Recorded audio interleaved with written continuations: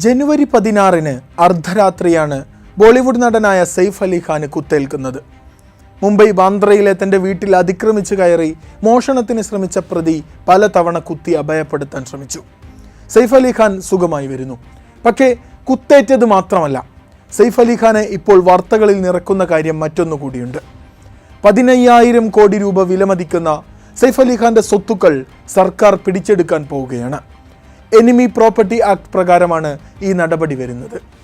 ഇപ്പോൾ നടന്ന അക്രമ സംഭവവുമായി ബന്ധമൊന്നുമില്ലെങ്കിലും സെയ്ഫ് അലി ഖാൻ ഒരു സെലിബ്രിറ്റി ആയതുകൊണ്ടും അദ്ദേഹത്തിന് കുത്തേറ്റതോടെ ഓൾറെഡി വാർത്തയിൽ ഇടം പിടിച്ചതുകൊണ്ടും എനിമി പ്രോപ്പർട്ടി ആക്ട് വീണ്ടും ചർച്ചയാവുകയാണ്.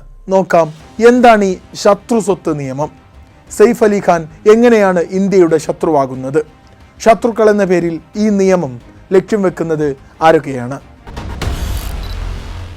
സെയ്ഫ് അലി ഖാന്റെയും പട്ടൗഡി കുടുംബത്തിൻ്റെയും സ്വത്തുമായി ബന്ധപ്പെട്ട പ്രശ്നം എന്താണെന്ന് പറഞ്ഞു തുടങ്ങാം. പട്ടൗഡി കുടുംബത്തിൻ്റെ ഭോപ്പാലിലുള്ള പ്രോപ്പർട്ടിയാണ് എനിമി പ്രോപ്പർട്ടി ആക്ടിൻ്റെ പരിധിയിലാണെന്ന് കാണിച്ച് മധ്യപ്രദേശ് സർക്കാർ പിടിച്ചെടുക്കാൻ ഒരുങ്ങുന്നത്.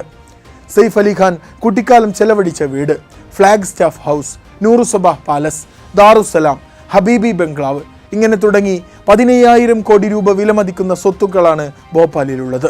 2014 ഈ സ്വത്തുക്കൾ എനിമി പ്രോപ്പർട്ടിയാണെന്ന് പ്രഖ്യാപിക്കപ്പെടുന്നത്. പട്ടൗഡി ഫാമിലിയുടെ സ്വത്തുക്കൾ കണ്ടുകെട്ടുന്നതിനെതിരെ നടൻ സെയ്ഫ് അലി ഖാൻ ഹൈക്കോടതിയിൽ അപേക്ഷ നൽകി. കഴിഞ്ഞ ഡിസംബർ 13 മധ്യപ്രദേശ് ഹൈക്കോടതി ഈ അപേക്ഷ തള്ളി. ഇതോടെയാണ് ഭോപ്പാലിലുള്ള സ്വത്തുവകകൾ സർക്കാർ കണ്ടുകെട്ടാൻ ധാരണയായത്.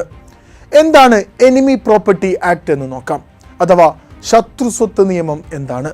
1968 ഇന്ത്യയിൽ ശത്രു സ്വത്ത് നിയമം പ്രാബല്യത്തിൽ വരുന്നത്. ഈ നിയമപ്രകാരം സംഘർഷങ്ങൾ ഉണ്ടാകുന്ന സമയത്ത് ശത്രുരാജ്യങ്ങളായി കണക്കാക്കുന്ന രാജ്യങ്ങളിലേക്ക് ഇന്ത്യയിൽ നിന്ന് കുടിയേറിയവരുടെ രാജ്യത്തുള്ള സ്വത്തുക്കൾ ശത്രുവിൻ്റെ സ്വത്തുക്കളാണ്. 1962 ഇന്ത്യയും ചൈനയും തമ്മിലുള്ള യുദ്ധം, 1965 1971 നടന്ന ഇന്ത്യ പാകിസ്ഥാൻ യുദ്ധം, ഈ യുദ്ധങ്ങളൊക്കെയാണ് ഈ നിയമനിർമ്മാണത്തിൻ്റെ പശ്ചാത്തലം. സ്വാതന്ത്ര്യവും വിഭജനവും കഴിഞ്ഞ ശേഷം ഇന്ത്യ രാജ്യത്ത് നിന്ന് ഏതെങ്കിലും വ്യക്തികൾ പാകിസ്ഥാനിലേക്കോ ചൈനയിലേക്കോ കുടിയേറിയാൽ അവരുടെ ഇന്ത്യയിലെ സ്വത്തുക്കൾ ശത്രു സ്വത്താണെന്ന് മുദ്രകുത്തി കേന്ദ്ര സർക്കാരിന് ക്ലെയിം ചെയ്യാനാകും. അത് എല്ലാ ജംഗമ സ്ഥാവര വസ്തുക്കളും ഉൾപ്പെടും. പാകിസ്ഥാനിലും ചൈനയിലും പൗരത്വം നേടിയവരുടെ ഇന്ത്യയിലെ സ്വത്തുക്കൾ ശത്രുവിൻ്റെ സ്വത്താണ് എന്നതാണ് ഇന്ത്യ ഗവൺമെൻറ്റിൻ്റെ പക്ഷം. ഈ ശത്രു സ്വത്തുക്കളെ പിടിച്ചെടുക്കാനാണ് ഇങ്ങനെയൊരു നിയമം വരുന്നതും. അങ്ങനെ പാകിസ്ഥാനിലും ചൈനയിലും പൗരത്വമെടുത്തവരുടെ ഇന്ത്യയിലെ സ്വത്തുക്കളുടെ നിയന്ത്രണം പിന്നെ സർക്കാർ ഏറ്റെടുക്കും.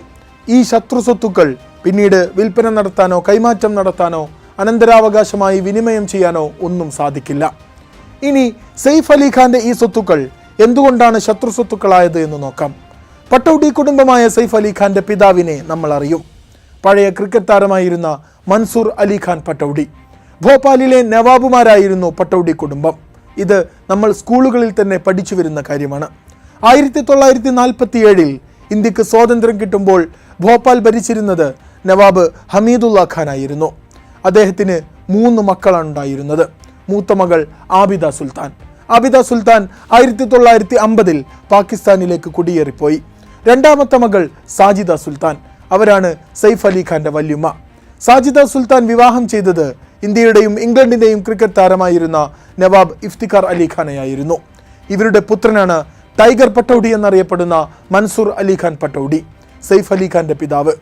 നിലവിൽ പട്ടൗഡി കുടുംബത്തിൻ്റെ കോടിക്കണക്കിന് സ്വത്തുവകകളുടെ അവകാശി നടൻ സെയ്ഫ് അലി ഖാൻ മാത്രമാണ്. പക്ഷേ മുതുമുത്തശ്ശിമാരുടെ തലമുറയിലെ ആബിദ സുൽത്താൻ പാകിസ്ഥാനിലേക്ക് പോയതാണ് ഇപ്പോൾ പട്ടൗഡി കുടുംബത്തിന് വിനയായത്.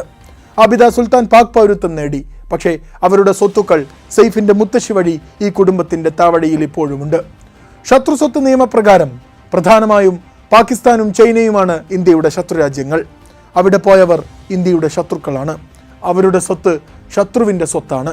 1962 ഡിഫൻസ് ഓഫ് ഇന്ത്യ ആക്ട് പ്രകാരം ഈ സ്വത്തുക്കൾ ആഭ്യന്തര മന്ത്രാലയത്തിന് കീഴിലുള്ള custodian of enemy property four ഇന്ത്യയുടെ അധികാര പരിധിയിലാണ് ഉണ്ടാവുക. 2017 മോഡി സർക്കാർ എനിമി പ്രോപ്പർട്ടി നിയമത്തെ ഒന്നുകൂടി കർശനമാക്കി കൂടുതൽ ഭേദഗതികൾ കൊണ്ടുവന്നു. ശത്രു സ്വത്തുക്കൾ പിൻതലമുറക്കാർക്ക് നൽകണമെന്ന വാദങ്ങളെ അപ്പടി നിരസിച്ചു. അതോടെ ആർക്കും അവകാശവാദം ഉന്നയിക്കാൻ പോലും കഴിയാത്ത രൂപത്തിലാണ് ഇന്ന് ശത്രു സ്വത്തുക്കളുടെ സ്റ്റാറ്റസ് ഉള്ളത്. പട്ടൗഡി കുടുംബത്തെ കൂടുതൽ പ്രതിസന്ധിയിലാക്കിയതും ഈ ഭേദഗതിയാണ്. രാജ്യത്തുടനീളം ഇങ്ങനെയുള്ള നിരവധി സ്വത്തുക്കളുണ്ട്, കേരളത്തിലുമുണ്ട്. മലപ്പുറം ജില്ലയിലെ തിരൂരിലെ ചില പഞ്ചായത്തുകളിൽ ചില വീട്ടുകാരെ എനിമി പ്രോപ്പർട്ടി ലിസ്റ്റിൽ ഉൾപ്പെട്ടിട്ടുണ്ടെന്ന് കാണിച്ച് 4 മാസങ്ങൾക്ക് മുമ്പാണ് വീടിന് നികുതി അടക്കുന്നതിൽ നിന്ന് തടഞ്ഞത്. ബോളിവുഡ് താരത്തിന്റെ സ്വത്തായതുകൊണ്ട് മാധ്യമങ്ങൾ ചർച്ച ചെയ്യുന്നുവെന്നേ ഉള്ളൂ. നിരവധി സാധാരണക്കാർ ഈ നിയമക്കുരുക്കിൽ പെട്ടുകിടക്കുന്നുണ്ട്. ആഭ്യന്തര മന്ത്രാലയത്തിന്റെ കണക്കുകൾ പ്രകാരം പാകിസ്ഥാൻ പൗരത്വം നേടിയവരുടെ 12,983 പ്ലോട്ടുകളാണ് ഇന്ത്യയിലുള്ളത്. ലക്ഷക്കണക്കിന് കോടികൾ വിലമതിക്കുന്ന സ്വത്ത്. അതായത് ഇന്ത്യയിലെ കസ്റ്റഡിയൻ ഓഫ് എനിമി പ്രോപ്പർട്ടി ഫോർ ഇന്ത്യയുടെ കീഴിൽ ഈ സ്വത്തുക്കൾ ഇപ്പോഴും നിലനിൽക്കുന്നുണ്ട്. ഏറ്റവും കൂടുതൽ ഉത്തർപ്രദേശിലും വെസ്റ്റ് ബംഗാളിലുമാണ്. രാജ്യത്തിന്റെ സുരക്ഷയ്ക്ക് ശത്രു സ്വത്തുക്കളായി മുദ്രകുത്തേണ്ട നിയമം അനിവാര്യതയാണ് എന്നാണ് ഒരു വിഭാഗത്തിന്റെ വാദം. എന്നാൽ ഭരണഘടന ഉറപ്പു നൽകുന്ന സ്വത്തവകാശത്തിന് മേലുള്ള കടന്നുകയറ്റമാണ് ശത്രുസ്വത്ത് നിയമമെന്നാണ് നിരൂപകരുടെ വിലയിരുത്തൽ. വിഭജനവും യുദ്ധങ്ങളുമെല്ലാം സൃഷ്ടിച്ച അനിവാര്യതയിൽ മുൻ തലമുറയിൽപ്പെട്ട ആരെങ്കിലും പാകിസ്ഥാനിലേക്കോ ചൈനയിലേക്കോ കുടിയേറിയിട്ടുണ്ടെങ്കിൽ അവരുടെ പിൻതലമുറക്കാർ പോലും ശത്രുവിൻ്റെ ഗണത്തിൽപ്പെടും വിധം വ്യാഖ്യാനിക്കാൻ എനിമി പ്രോപ്പർട്ടി ആക്ടിൽ പഴുതുകളുണ്ട് എന്നതാണ് പേടിപ്പെടുത്തുന്ന കാര്യം.